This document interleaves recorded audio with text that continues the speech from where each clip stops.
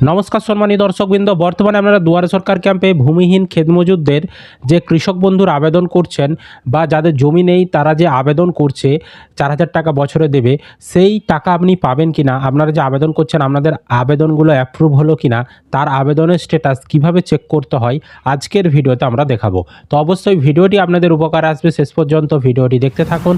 আর এই ধরনের আপডেটগুলো পাওয়ার জন্য চ্যানেলটিকে সাবস্ক্রাইব করবেন। ফেসবুক থেকে যারা ভিডিওটি দেখছেন পেজটি ফলো করে রাখতে ভুলবেন না। অনলাইন থেকে স্ট্যাটাস চেক করার জন্য যে কোনো ব্রাউজার ওপেন করে আপনি গুগলে আসবেন। গুগলে এসে আপনি এখানে লিখে দেবেন কৃষক বন্ধু।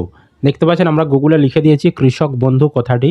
তো লিখে দিলেই আপনি দিয়ে গুগলে সার্চ করবেন, তাহলেই দেখুন কৃষক বন্ধু .wb.gov.in একটি ওয়েবসাইট চলে আসবে। আর এখানে কৃষক বন্ধু লেখা রয়েছে, এই লেখাটির উপরে আপনি ক্লিক করবেন, তাহলে আপনার সামনে কৃষক বন্ধু প্রকল্পের এই ধরনের ওয়েবসাইট খুলে যাবে। এবার এই ওয়েবসাইটটিতে আসার পর উপরের দিকে পেজটা তুলবেন, দিয়ে এখানে দেখবেন দ্বিতীয় অপশন নথিভুক্ত কৃষকের তথ্য রয়েছে, এই লেখাটির উপরে আপনি ক্লিক করবেন, তাহলে আপনার সামনে এই ধরনের পেজ খুলে যাবে। এবার এখানে সিলেক্ট অপশন, এখানে ক্লিক করে আপনি ভোটার কার্ড, আধার কার্ড, ব্যাংকের অ্যাকাউন্ট নাম্বার, আইএফএসসি, তারপর এখানে কৃষক বন্ধুর ID number, mobile number, acknowledgement number যে কোনো একটার মাধ্যমে সার্চ করতে পারবেন। আপনি ভোটার কার্ড চাইলে ভোটার কার্ড সিলেক্ট করে আপনি সার্চ করতে পারবেন। তো আমরা এখানে মোবাইল নাম্বার দিয়ে সার্চ করব, মোবাইল নাম্বার সিলেক্ট করলাম, দিয়ে আইডি কার্ডের নাম্বারের ঘরে যেহেতু আমরা মোবাইল নাম্বার সিলেক্ট করেছি এখানে মোবাইল নাম্বার বসাতে হবে।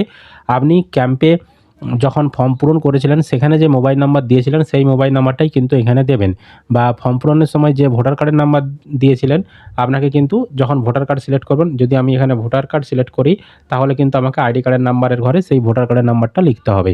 ঠিক আছে, যার আপনি সার্চ করতে চাইছেন তার আপনি এখানে তথ্য দিয়ে সার্চ করতে পারবেন।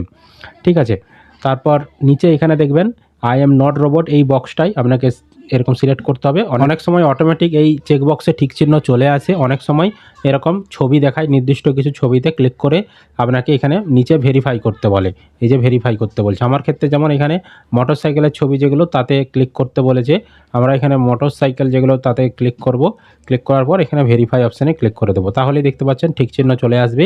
দিয়ে এখানে সার্চ অপশানে আপনি ক্লিক করে দেবেন। আপনি যখনই সার্চ করবেন আপনার নাম যদি অনলাইনে এন্ট্রি করে থাকে তাহলে আপনাকে এই ধরনের স্ট্যাটাস দেখাবে।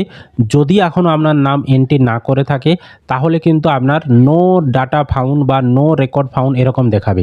তো যদি নো রেকর্ড ফাউন্ড দেখায় একদমই ভয় পাবেন না বা একদমই চিন্তা করবেন না, এখনও কিন্তু অনলাইনে নাম এন্ট্রি সেটার কাজ কিন্তু এখনও বেশি শুরু হয়নি, এই অল্প অল্প কিছু জনের নাম এন্ট্রি শুরু হয়েছে। এখন জোর দেওয়া হচ্ছে ফর্মগুলো জমা নেওয়ার, তো ফর্মগুলো জমা নেওয়ার পর তারপরে কিন্তু এন্ট্রি শুরু হবে। যখন এন্ট্রি শুরু হবে তখন কিন্তু আপনি এখানে নাম দেখতে পাবেন। এখন হয়তো সাথে সাথে আপনি চেক করলে নাম নাও দেখতে পারেন, কারণ এখন ফর্মগুলো এন্ট্রি শুরু হয়নি।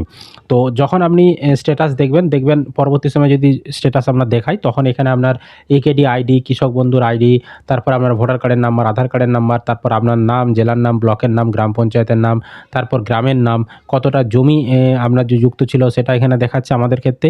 আর আপনাদের ক্ষেত্রে কিন্তু যেহেতু জমি নেই আপনাদের, সেক্ষেত্রে জমির পরিমাণটা হয়তো নাও দেখাতে পারে। তারপর এই স্ট্যাটাসের ঘরে প্রথমে পেন্ডিং থাকবে, তারপর যখন অ্যাপ্রুভেল করে দেওয়া হবে তখন কিন্তু অ্যাপ্রুভড লেখাটা চলে আসবে। ঠিক আছে, এইভাবে কিন্তু স্ট্যাটাসটা চেক করতে হবে, কারণ আপনাদেরকেও কিন্তু কৃষক বন্ধু প্রকল্পেই যুক্ত করা হবে। বোঝাতে পেরেছি আপনাদেরকে, তবে আপনাদের জমির পরিমাণটা দেখাবে না যেহেতু আপনারা ভূমিহীন হিসাবে আবেদনটা করছেন। তাই এখন যখন স্ট্যাটাস চেক করবেন অনেকেরই, বেশিরভাগ জনেরই কিন্তু নো রেকর্ড ফাউন্ড বা নো ডাটা ফাউন্ড দেখাবে। তো চিন্তা করবেন না, এখন যেহেতু নামগুলো অনলাইনে এন্ট্রি করেনি সেই কারণে ওটা দেখাবে। আপনারা কিছুদিন পরে আবারও চেষ্টা করবেন, দেখবেন তখন আপনাদের স্ট্যাটাসটা দেখিয়ে দেবে। আমি আপনাদেরকে পদ্ধতি দেখিয়ে রাখলাম, এইভাবে দেখে নেবেন। আশা করি আপনারা ভিডিওটি বুঝতে পেরেছেন। যদি কোনো প্রশ্ন থাকে কমেন্ট করে জানাবেন। ভিডিও ভালো লাগলে অবশ্যই লাইক করবেন, বন্ধুদেরকে ভিডিওটা শেয়ার করে দেবেন। ফেসবুক থেকে যারা ভিডিওটি দেখছেন পেজটি ফলো করে রাখবেন।